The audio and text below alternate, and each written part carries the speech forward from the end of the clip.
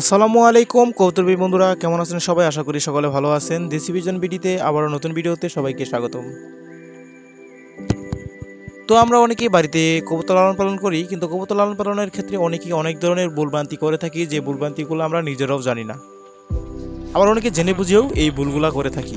তো আজকে আমি আপনাদেরকে বলে দেব আপনারা কবুতর লালন পালনের ক্ষেত্রে কোন কোন ভুলগুলো বেশি করে থাকেন এবং এই ভুলগুলো করলে আপনাদের ক্ষতি হতে পারে, আর কোন ভুলগুলো করলে আপনাদের ক্ষতি হবে না। তো চলুন ভিডিওটি শুরু করি।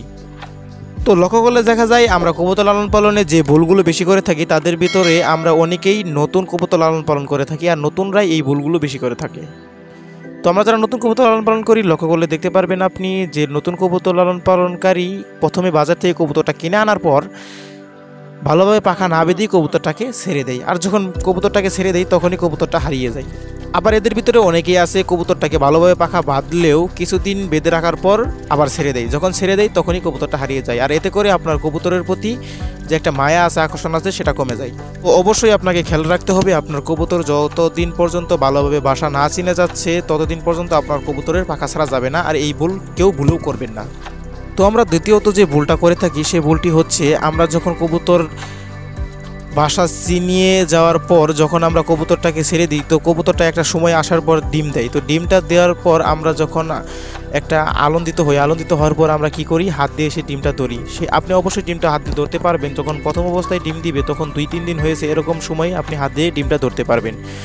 যখন ডিমটা ফোটার সময় হয়ে যাবে তখন আপনি যদি হাত দিয়ে ডিমটা ধরেন, তাহলে অবশ্যই আপনার সেই ডিমটা না ফোটার চান্স থাকে বেশি, ডিমটা নষ্ট হয়ে যায়। তাই অবশ্যই এই বিষয়ে আপনি খেয়াল রাখবেন, যাতে করে আপনার ডিম ফোটার সময় এলে আপনি ডিমটা হাত দিয়ে না ধরেন। যদি ধরেন তাহলে অবশ্যই ডিমটা নষ্ট হয়ে যাবে। তো এই ভুলটা আপনারা মোটেও করবেন না। তো আরেকটা ভুল আমরা যেটা বেশি করে থাকি, দেখা যায় যে আপনি কবুতর লালন পালনের করার পর একটা সময় আসলে কবুতর যখন বাচ্চা দেয় তখন আপনি কি করেন, বাচ্চাটা ফোটার 2-1 দিন পরে আপনি কি করেন, বাচ্চাটাকে হাত দিয়ে ধরেন। তো আপনি যখন বাচ্চাটাকে হাত দিয়ে ধরবেন, তো আপনি খেয়াল করলে দেখতে পারবেন হাত দিয়ে যখন আপনি বাচ্চাটাকে ধরতে যাবেন তখনই ভিতরে থাকা নর বা মাদি আপনার হাতে তার পাখা দিয়ে আঘাত করবে। যখন আপনি আর হাতে পাখাতে আঘাত করবে, যদি একটা আঘাত বাচ্চার গায়ে লাগে তো অবশ্যই বাচ্চাটা সেখানে মারা যাবে। তো বাচ্চা ফোটার 2-1 দিন হয়েছে এরকম বাচ্চা কেউ ভুল করেও ধরতে যাবেন না। আপনি ধরতে পারবেন যখন আপনার বাচ্চার বয়সটা 1 সপ্তাহের মতো হয়ে যাবে, তখন আপনি হাত দিয়ে ধরে দেখতে পারবেন। তো অবশ্যই এটি আপনারা মাথায় রাখবেন।